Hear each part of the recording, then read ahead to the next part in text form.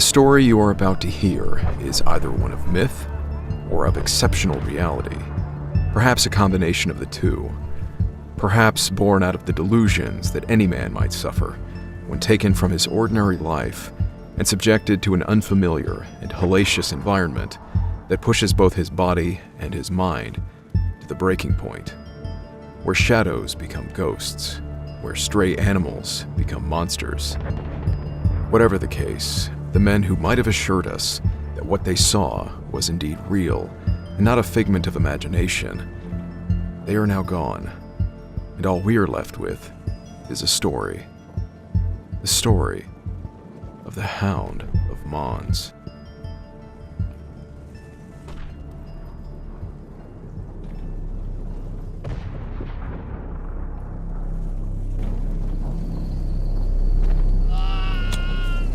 Well, I say we have a go at it. Yeah? Try and pull him over? Yeah, after you, mate. Listen, we can't just leave that poor sod out there. Think if it was you. You'd want us to come and get you, wouldn't you? Don't be daft. We head out there, we're as good as dead. You know that. Could be a damn Hun for all you know. Listen, he sounds close enough. All we need to do is just slip over. We're not going out there. You hear me? It'll get us just like it's gonna get him. What? Before what gets us? I've seen him out there, you know? Walking about in the fog. Like a phantom. Just watching us. That beast. Oh, who's being deaf now? Do you honestly believe that lad of bollocks? About a dog? I've seen the bodies. Gutted. Torn to bits. Shut it, alright? Shut it with that talk. Doesn't do anybody any good.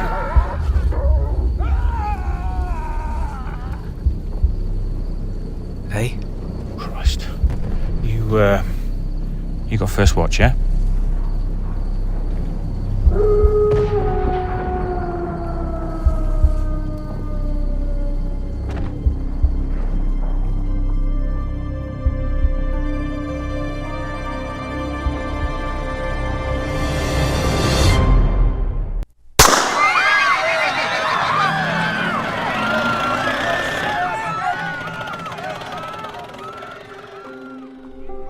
The report from the assassin's pistol echoed through the streets of Sarajevo, its earth-shattering effects rippling through the great powers of Europe, already poised and teetering on the edge of conflict. The lowly assassin had no way of realizing it at the time, but he had just set in motion a series of events that would reshape Europe and the world forever. In 4 short years, mighty empires of old would fall, new nations and superpowers rising from their ashes in the dawn of a new era. A road forward paved through unparalleled destruction and loss of life never before seen on the stage of human warfare. As much as it can be credited with setting the stage for the modern world, the Great War would also provide an awe-inspiring, albeit horrific, demonstration of early modern warfare.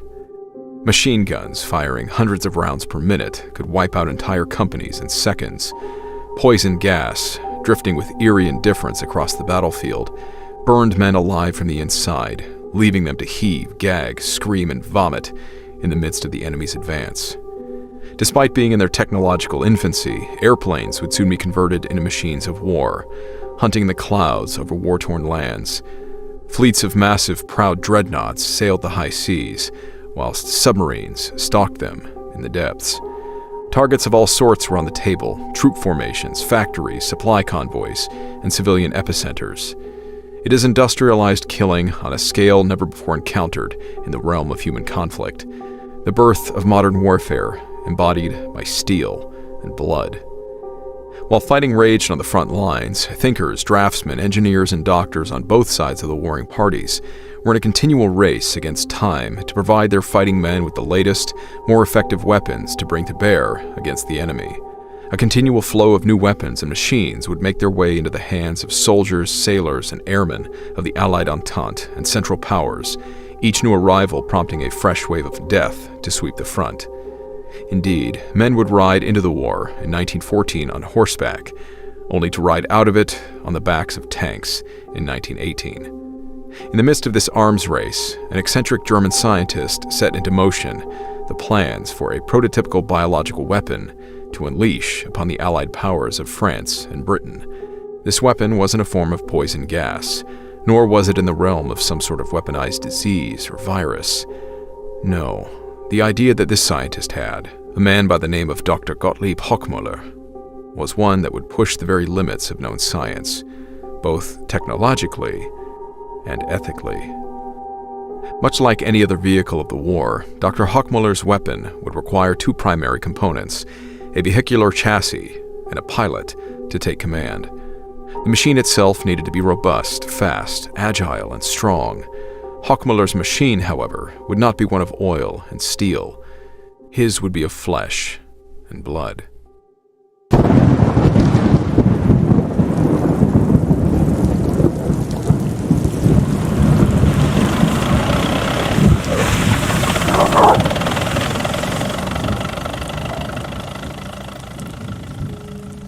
The cadaver chosen as the base plate of the prototype was a massive Siberian wolfhound. While being a physically suitable candidate, the animal possessed a rather, shall we say, mild temperament.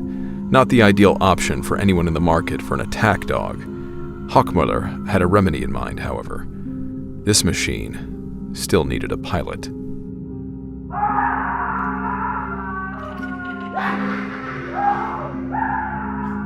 As the war transitioned into a stalemate, the savagery of frontline combat began to take its toll on the men fighting on both sides of the line. In Germany, hospitals and asylums alike were rapidly filling up with young men who, despite bearing little to no physical wounds, were mentally shattered by war's horrific nature. It is amongst the ranks of these poor, fractured souls that a predatory Dr. Hochmuller scouted for his ideal recruit. The prime candidate was found securely locked away from his fellow inmates and hospital staff for their safety. Whilst his mind was irreparably damaged by the inhuman sights of the front, the soldier's combat instinct and yearning for violence remained. In fact, it seemed to all observers that spilling British blood, in particular, seemed to be his one, all-consuming motivation, dominating every word, thought, and action. The doctor looked upon the young soldier, driven mad with bloodlust, and saw nothing but potential. The young man's body would be of no use to him, however. It was his brain, with all its yearning for violence, that was the final piece in the doctor's puzzle.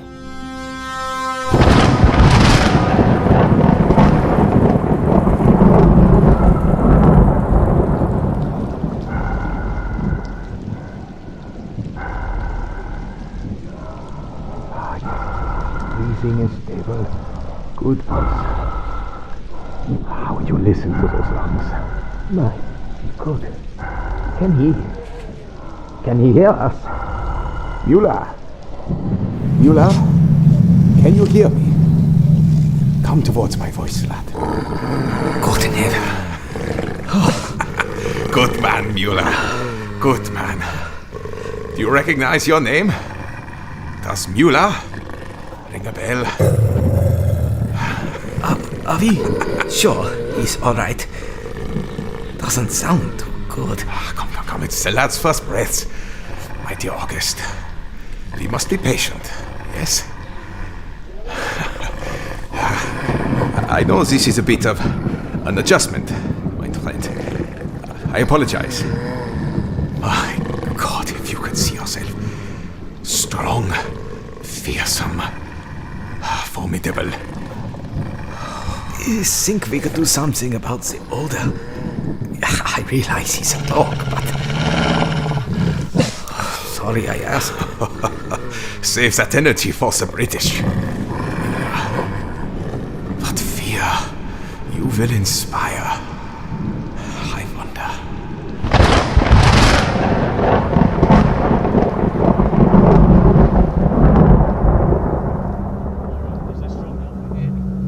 Pull it tight, mate. That little strong. Get more blankets, we need. Yeah, nice. Get more blankets. The night of November 14th, 1914 was in no way unique or spectacular, at least by the standards of the now solidified Western Front. The late fall air coursed over the battlefields and into the trenches, prompting the dampened, mud-caked soldiers to shiver in their boots, their teeth chattering as rapidly as the Hun's notorious machine guns. Still, despite the less than ideal conditions, there was work to be done. While no major pushes loomed on the horizon, common actions such as trench raids and reconnaissance patrols into no man's land were more than enough to keep both sides on their toes during the frequent lulls in the action. Alongside 4 other colleagues in the London Fusiliers, a young Captain Yeskis prepares to spearhead one such venture beyond the wire.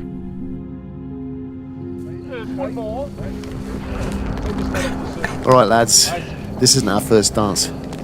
Nothing that reflects or rattles. Flare goes up, you go down. If you get hit, try to make it back to the lines. If not, stay where you are, wait for a stretcher.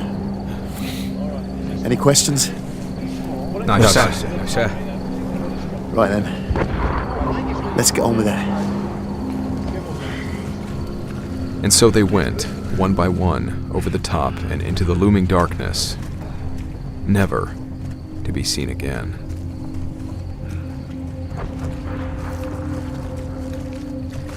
Not alive, anyway.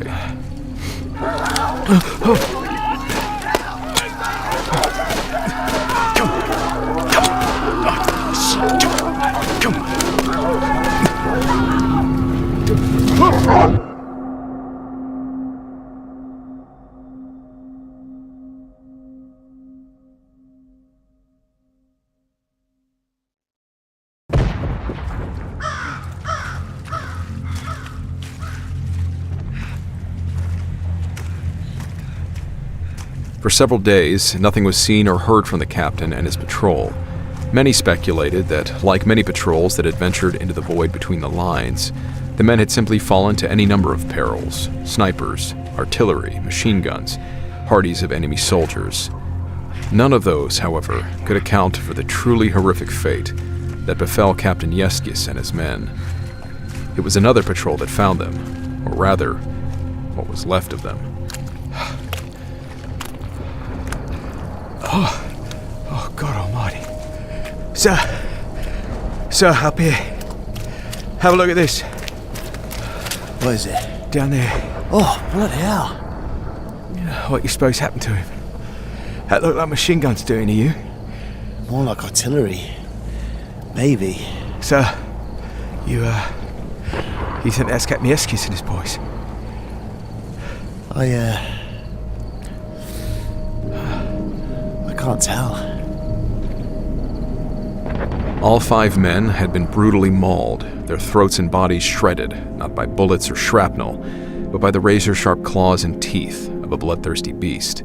Their faces, barely recognizable through blood and mutilation, were frozen in the horror and unimaginable pain of their final moments.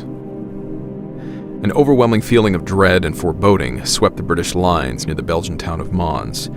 These men, having been subjected to months of savage fighting, were no strangers to death. They were well acquainted with it in all manner of speaking. Still, the fate of Captain Yeskis and his men haunted them. Like wildfire, tales began to spread throughout the ranks. Sentries, ever watchful of the land beyond the relative safety of their trench, spoke of a hellhound prowling in the darkness, almost carried on the mist and the fog that loomed over the desolate wasteland. Some nights, when the moon shined just right, some swore they caught the reflective eyes of a beast staring at them from the enveloping darkness. Tall tales of monsters and phantoms were nothing new to the men on the front. Much like the many myths that came before them, they often dismissed these claims as tricks of the mind due to fatigue or, in some cases, loss of sanity. But no one could deny what was heard from the darkness beyond the front line. Blood-curdling, hair-raising, primal, animalistic tones blending with hints of detectable human rage. It was not the bellowing howl of any natural beast. It was a battle cry, a warning to its prey, men clad in British fatigues. The hound was out there, and it was hungry.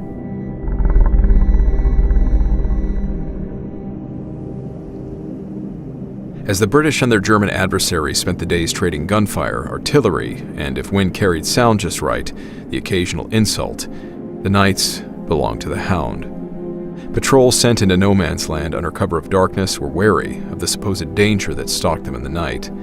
Even those who didn't believe in the stories couldn't shake the image of those two glowing eyes, reflecting in the night, watching them. Still, over they went.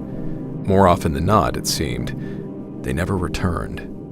The bodies would always be found in much the same way. Their throats slashed, flesh torn away in chunks, entrails left scattered and exposed about their mutilated forms. Night after night, this cycle of death continued, until, almost as soon as the Hound's reign of terror began, he vanished, seemingly without a trace. The war would carry on, the Hound of Mons becoming nothing more than another soldier's myth in a conflict that was becoming ever more difficult to understand. But to the men who had heard the beast's terrible, otherworldly howl, or locked eyes with its predatory gaze in the darkness, it was horrible, terrifying reality.